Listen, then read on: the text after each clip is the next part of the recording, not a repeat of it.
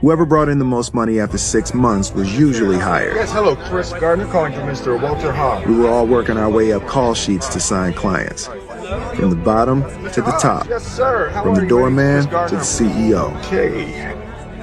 They'd stay till 7, but I had Christopher. I had to do in 6 hours what they'd do in 9. Good afternoon. My name is Chris Gardner. I'm calling from Dean Witter. In order not to waste any time, I wasn't hanging up the phone in between calls. Okay, thank you very much. I realized that by not hanging up the phone, I gained another 8 minutes a day. Why, good morning to you. My name is Chris Gardner. I'm calling from Dean Witter. I also wasn't drinking water, so I didn't waste any time in the bathroom. Yes, I'd love to have the opportunity. Okay, no problem at all, sir. Thank you very much. But even doing all this, after 2 months, I still didn't have time to work my way up a sheet.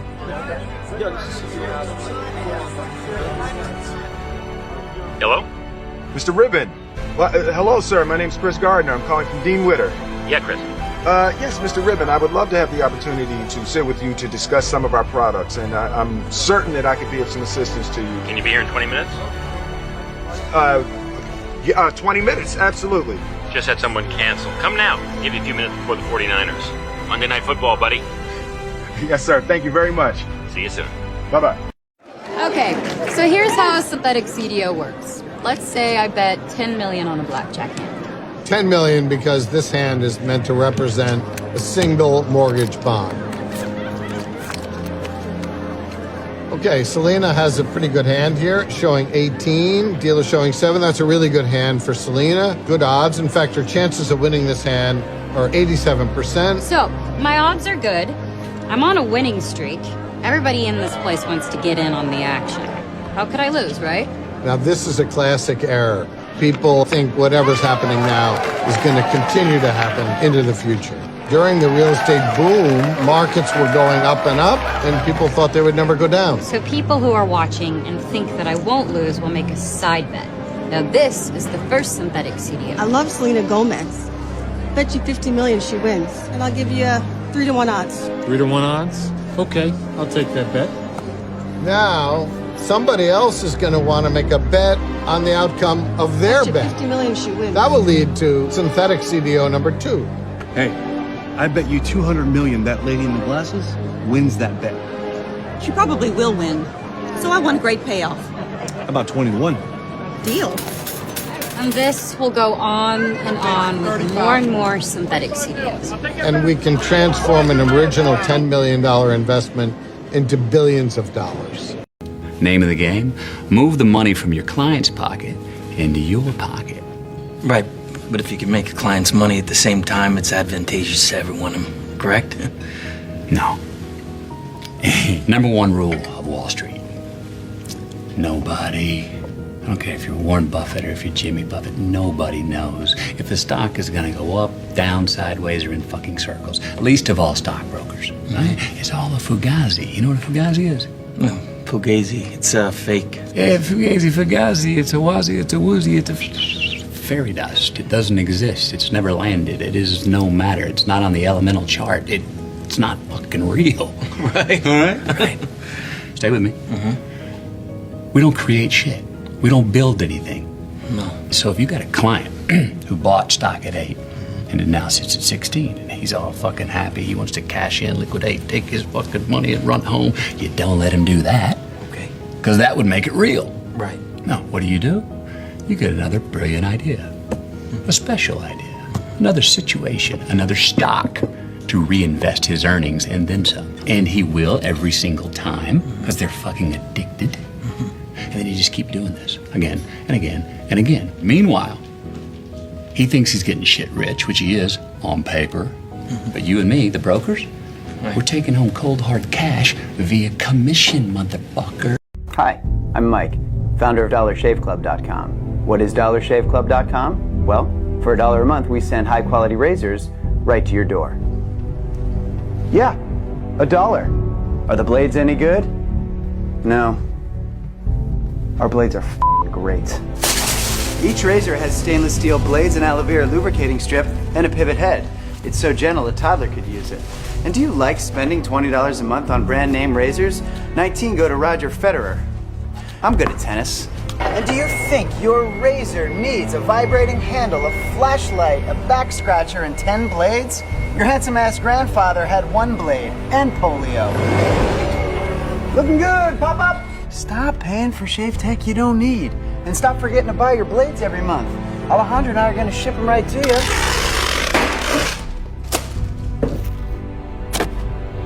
We're not just selling razors, we're also making new jobs. Alejandro, what were you doing last month? Not working. What are you doing now? Working. I'm no Vanderbilt, but this train makes hay. So stop forgetting to buy your blades every month and start deciding where you're going to stack all those dollar bills I'm saving you. We are DollarShaveClub.com, and the party is on.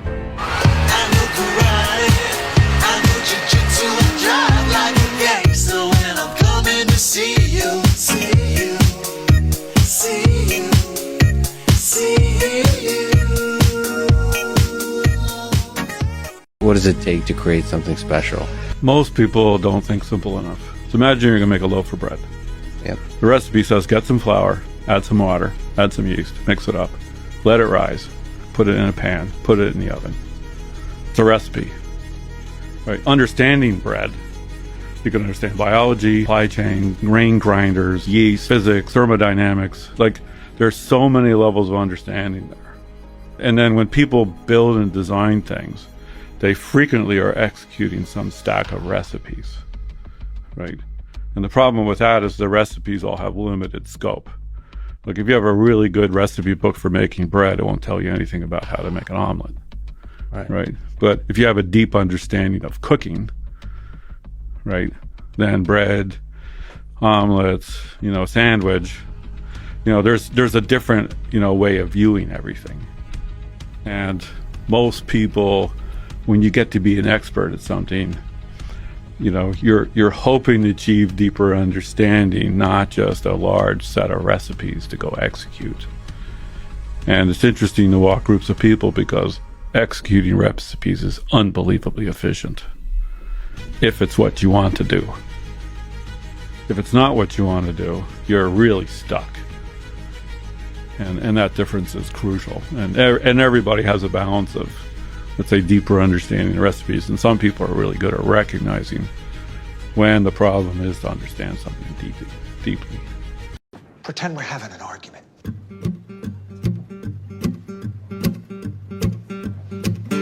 You want to fucking tell me why? I want the street to think that you and I are on the outs. I especially want those fuckers who left to hear about it. I want to give Channing, Carly, and Plaza a good fucking. I heard they went out on their own. You didn't bless that? I did not bless that. That's a shame. They were talented, and I kind of like them. Oh, so you don't want to help me out? Fuck that. They fuck you, they fuck me. So let's fuck them. What do you want me to do? I'm going to poke you. Poke me back. I'll poke you all goddamn day. You throw in with them. You tell them I was a prick when you stuck your neck out. More to come. Got it. You've been through a lot. You all right? It was hell. But I survived. When you walk out that door, I want you to tell me to go fuck myself. Go to the lounge. They're going to hear me in the back office. Come bonus time, I am going to show you enough love. You can start a third family. Two's fucking plenty. I'm going to shove you now. Go ahead. I love you like a brother. I fucking love you too, man.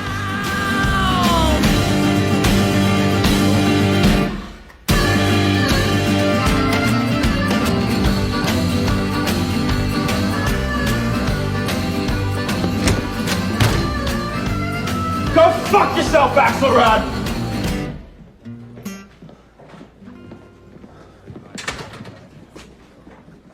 Well, starting tomorrow, work is the rest of your life. That's right. Ouch. Exactly. So my first wish is for you to find joy in work.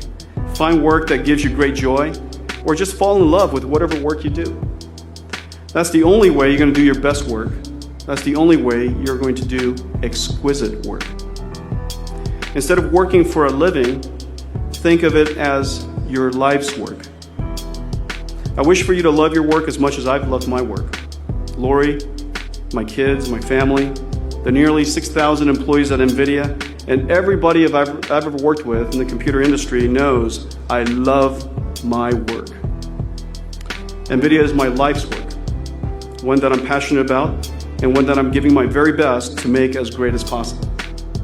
So my first wish to you is the same, that I wish you find joy in your work. My second wish for you is to learn to embrace failure.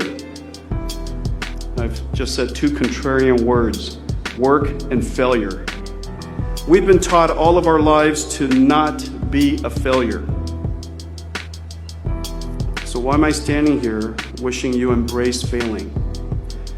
Avoiding failure is not the same as achieving success. In fact, finding failure is a discovery of sorts. It's a discovery of yet another way how not to do something.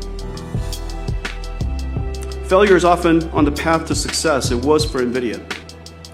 NVIDIA failed from the very beginning. We found fame early on as a failed startup. I had no money to buy Starbucks.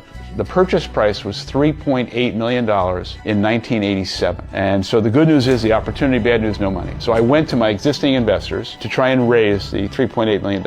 And Jerry said, if you can raise the money in 60, 90 days, it's yours. But at the same time, just to cover myself, I'm going to start talking to other people in case you can't raise the money. A week or two later, he calls me up and says, I got some bad news. I've got an all-cash offer. And it turned out that one of our investors had gone around me and tried to steal the opportunity. And I tell you, I was just heartbroken. I couldn't believe it. The guy who was intending to do this was a titan in Seattle at the time. He's here, and I'm down here. I would have no access to him. No one knew Bill Gates, but everyone knew Bill Gates Sr. I walk in the office, I tell him the whole story, and he says, I'm just going to ask you two straight up questions. Is everything you told me true? I said, Mr. Gates, 100% the truth. Have you left anything out? I said, no. And he says, we're going to take a walk. I don't know where we're going. We take a walk across the street, literally. We go up to the top floor, and then I realize we're walking into the other man's office. And Bill Gates stands over him, just like this, walks in and said, I'm going to walk out of this office, and you are going to stand down, and Howard Schultz and Starbucks Coffee are going to never hear from you again. Are we clear? I'm just like, holy. And the guy kind of wilts and says, I understand. We walk out. And I just said, Mr. Gates, what just happened? And he said, you're going to own Starbucks Coffee Company, and my son and I are going to help you. And they did. And we bought the company for $3.8 million. The customer needs to resolve a problem. But what if the customer doesn't have a problem? Then you make one. Watch. Hello? Hi, this is Dick. Just calling to confirm your online transaction for a hi-fi stereo system. A hi-fi stereo what now? You didn't order one? Oh gosh, no. What's your name, ma'am? Martha. And tell me, Martha, what did you last use your computer for? Oh gosh, probably Microsoft Word. Damn it! Oh, what? Excuse me. What is it? That is extremely dangerous. Oh my goodness. This must mean your credit card was compromised by a cyber criminal. Is that bad? My uncle knew a guy whose bank account was drained from one. He couldn't take the stress. Killed himself in front of his own family. Oh my God, for heaven's sake. Don't panic. What? I can reverse the purchase. But to truly stop the flood of cyber criminals, you're gonna need to purchase the security software NetProtect Pro. This is all too much. Hey, did I mention I have a daughter too? No, you didn't. How old is she? She's turning 12 next week. I wish I set up cybersecurity sooner. Just last month, she was almost raped by an online predator. Oh my goodness. I hope she's okay. I mean, that's just I shocking. can't recommend NetProtect Pro enough. In fact, the family plan is on sale right now for just $4.99 a month. Every month? That is kind of expensive. You know what's expensive? Therapy. My little girl is scarred because I didn't think cybersecurity was worth it. I am sorry. I don't want a man named Steve to walk into your daughter's bedroom in the middle of the night with no clothes on. Sure. I don't want anybody to wake up to his tongue licking their forehead. Oh, no. If you care about your family, Martha, yes, you'll purchase NetProtect Pro. There's no going back for me. No. But there's still hope for you. We'll even install it and everything. Oh, gosh.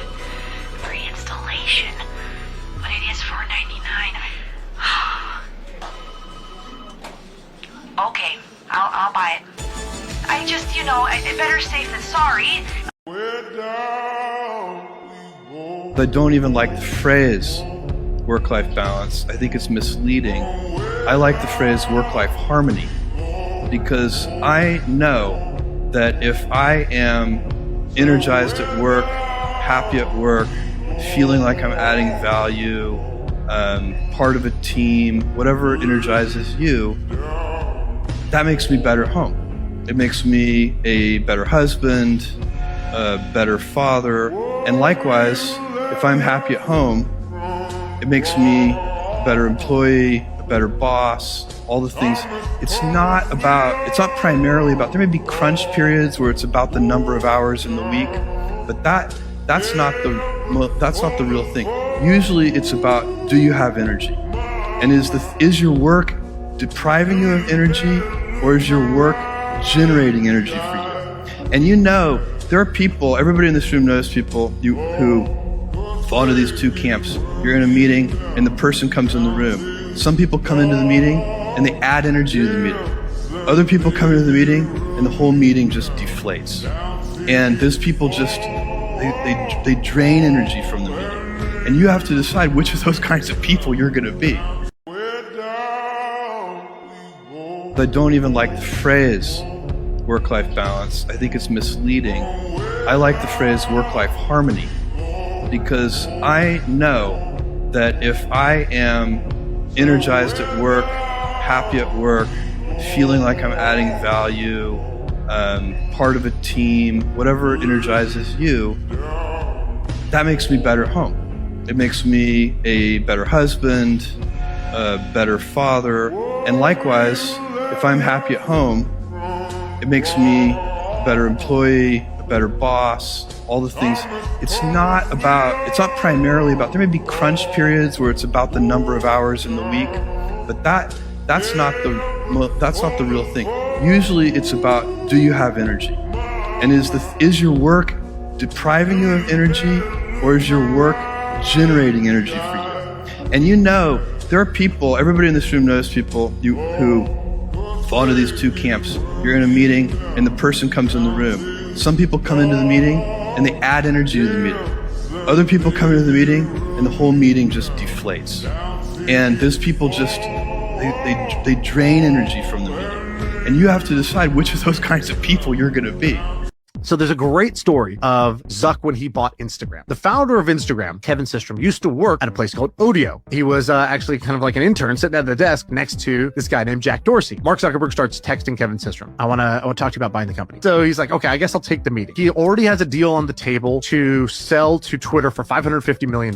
He then meets with Sequoia, the #1 VC in Silicon Valley, and they say, you know what, you should stay independent. Instagram can be big. We will fund you at $500 million. So same valuation, but you get to keep going. You get to keep your independence. But he goes to meet Zuck and he goes, unlike Twitter, Zuck did not take no for an answer. So he goes to his house, and now this is Good Friday, Easter's on Sunday. He goes to his house on Friday and he walks in and Zuck says the following. He says, I thought about it and I want to buy your company. And Kevin's like, I know, but I already said no. He says, I will give you double whatever you're currently raising your round at. So whatever your price is, I'll give you double. And that would mean that Instagram would be worth $1 billion. And nobody had ever paid this much for a mobile app before. This would be the first deal of its kind. Instagram had zero revenue, had like less than 20 employees. It was tiny. This seemed like an outrageously over-the-top way of going about that. And Zuck said, well, look, I can give you $1 billion for this, but here's the deal. We got to do this deal this weekend. And he basically pushed him. And this was, again, it's Easter on Sunday. Nobody's working over the weekend. The Twitter guys think that they have a deal in the bag. The Sequoia guys think that they have the deal in the bag. And the mistake they made was they thought that work starts on Mondays. And Zuck just decided to work over the weekend. When I was a young kid, there was a widowed man that lived up the street. He's a little scary looking. And I got to know him a little bit. And one day he said, come on into my garage, I want to show you something. And he pulled out this dusty old rock tumbler. There was a motor and a coffee can and a little band between them. And he said, come on with me. We went out to the back and we got some rocks, some regular old ugly rocks. And we put them in the can with a little bit of liquid and a little bit of grit powder. And we closed the can up and he turned this motor on. He said, come back tomorrow. And I came back the next day, we opened the can, and we took out these amazingly beautiful polished rocks. The same common stones that had gone in, through rubbing against each other like this, creating a little bit of friction, creating a little bit of noise, had come out these beautiful polished rocks. And that's always been, in my mind, my metaphor for a team working really hard on something they're passionate about, is that it's through the team, through that group of incredibly talented people, bumping up against each other, having arguments, having fights sometimes, making some noise, and working together, they polish each other. And they polish the ideas, and what comes out are these really beautiful stones. Yeah. What's the most important thing that you personally learned at Apple that you're doing at Next? Good question.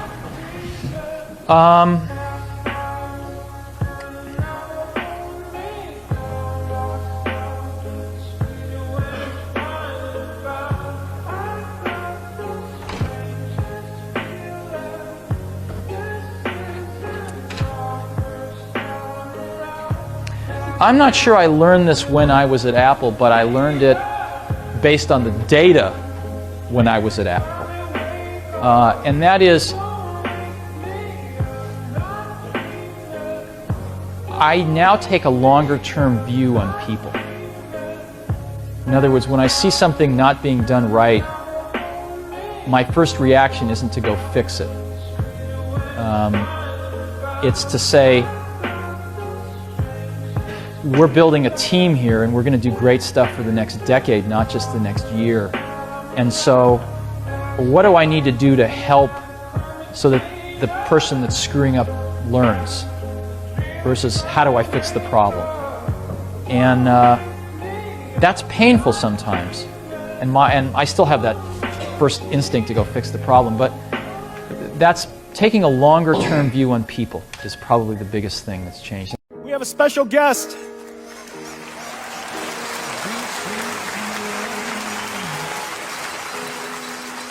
Your name is Greg.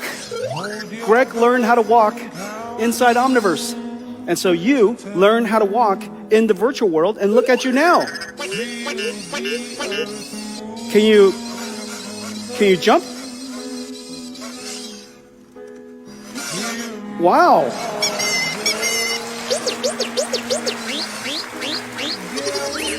Can you dance?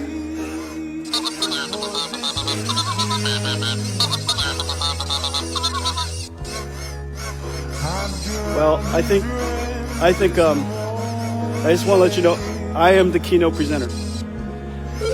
So I need you to behave. I need you to behave for a few seconds. I need you to behave for a few seconds. Could you sit? Sit. It's very clear an industrial revolution has started. The next waves of AI has started. Greg is a perfect example of what's possible now with robotics. The technology necessary to teach a robot, to manipulate, to simulate, and of course, the manifestation of an incredible robot is now right in front of us.